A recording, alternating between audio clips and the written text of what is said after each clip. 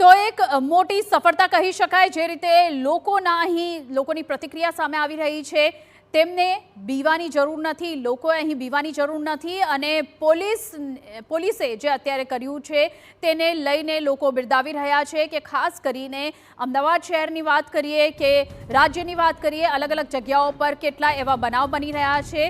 જે કાયદાને એક મોટો પડકાર આપી રહ્યા છે। મિહિર અમારા સંવાદદાતા અમારી સાથે જોડાયેલા છે તો મિહિર જે રીતે લોકોની અત્યારે પ્રતિક્રિયા સામે આવી રહી છે ચોક્કસપણે એક લોકોમાં મેસેજિંગ પણ જઈ રહ્યું છે કે કાયદાનો જેને ડર નથી અને જે તમામ લોકો આ રીતની જે છે કિલિંગ કરતા હોય છે કે પછી લૂંટની ઘટનાઓને અંજામ આપતા હોય છે કે સરા જાહેર પણ બહુ બધી આવી ઘટનાઓ બનતી હોય છે કેટલો ક્લિયર કટ મેસેજ પોલીસનો કાયદાનો ચોક્કસથી કે જે કાયદાનો જે ગુનેગારોમાં ડર નથી આ સાયકો કિલર કે જેને પોલીસનો કોઈ પણ પ્રકારનો ડર ન હતો કારણ કે જ્યારે પણ આ રીતનો ગંભીર પ્રકારનો ગુનો છે તે કર્યા બાદ તે જેલમાંથી બહાર નીકળતાની સાથે જ આ રીતનો ગુનો છે તે કરતા હોય છે એટલે જેને લઈને કે જે સમાજમાં પણ એક ડરનો એક માહોલ છે કે જે જોવા મળતો હતો અને જેને લઈને જ આ એન્કાઉન્ટર કર્યું છે તેમાં જે લોકોની પણ એક અલગ અલગ પ્રતિક્રિયા છે તે સામે આવી છે કારણ કે સોશિયલ મીડિયામાં પણ જ્યારે આ જે મોડલ તરીકે જે આ યુવક હતો અને તેની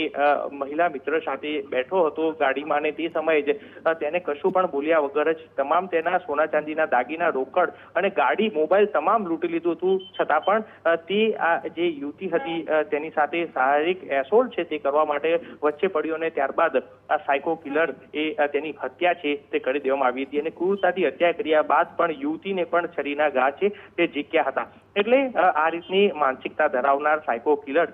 જે સમાજ માટે ખૂબ મોટું દૂષણ હોય છે અને જેને લઈને જ લોકોની પ્રતિક્રિયા છે તે સોશિયલ મીડિયાથી લઈને હોય કે તમામ જગ્યાએ એક પોઝિટિવ છે તે આવી રહી છે કારણ કે જો કાયદાનો ડર નહીં રહે તો આવા અનેક સાયકો કિલર છે કે જે આ રીતના ફરી અને લોકોને નુકસાન છે તે પહોંચાડી શકે છે। તાજેતરમાં જ અમદાવાદ ક્રાઇમ બ્રાન્ચે પણ જે એક સંગ્રામ કરી અને ગુનેગાર છે કે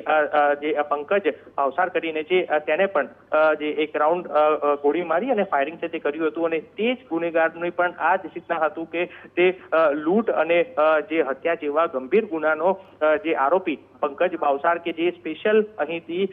યુપીથી લૂંટ કરવા માટે અહીં અને કરવા માટે આવ્યો હતો અને તે પણ જ્યારે રામોલ પોલીસે પકડ્યો અને ત્યારબાદ સમગ્ર તપાસ ક્રાઇમ બ્રાન્ચને સોંપી અને ત્યારે ક્રાઇમ બ્રાન્ચથી તેને લઈ અને અમદાવાદ ક્રાઇમ બ્રાન્ચ લાવવામાં આવી રહ્યો હતો અને તે સમયે પોલીસ સાથે તેને ઝપાઝપી કરી અને રિવોલ્વ છીનવાનો પ્રયાસ કર્યો હતો અને તે સમયે પણ પોલીસે તેને પગમાં ગોળી મારી હતી અને ભાગવા જતા તેને પકડી લીધો હતો એટલે આવા ગુનેગારો છે કે જે ગુનેગારો ઉપર જો પોલીસ દ્વારા તેને કાબૂમાં લેવા માટે આ રીતનો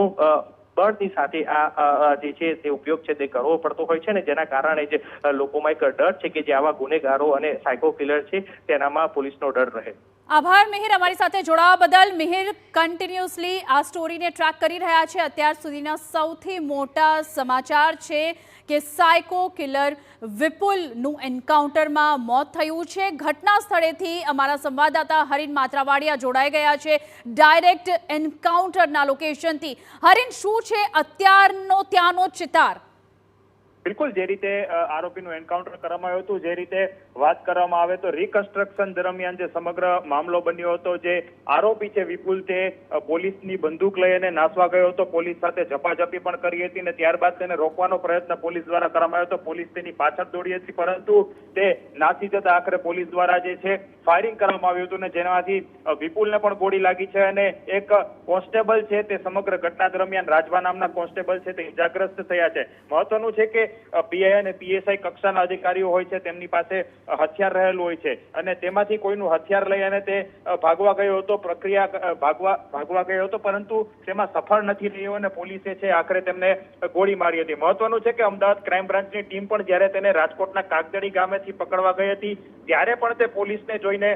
ભાગ્યો હતો અને તે દરમિયાન પોલીસ છે તેનો પીછો કરી અને તેને પકડી પાડ્યો હતો એટલે કે વારંવાર તે પોલીસથી બચવાનો પ્રયત્ન કરતો હતો અને અને પોલીસને છે પોલીસની સામે તે પોતે હિંમત બતાવી અને તે દર વખતે ભાગવાનો પ્રયત્ન કરતો હતો, કેમ કે અગાઉ પણ તેણે લૂંટ મર્ડરની ઘટનાને અંજામ આપ્યો હતો. કેનાલ ઉપર જે મિત્રો બેઠા હોય છે, જે કપલ બેઠા હોય છે, તેને તે પરેશાન કરતો હતો અને તેમની પાસેથી પણ પૈસા પડાવવાના અનેક ગુનાઓ છે તેના ઉપર નોંધાઈ ચૂક્યા છે. એટલે કે પોલીસ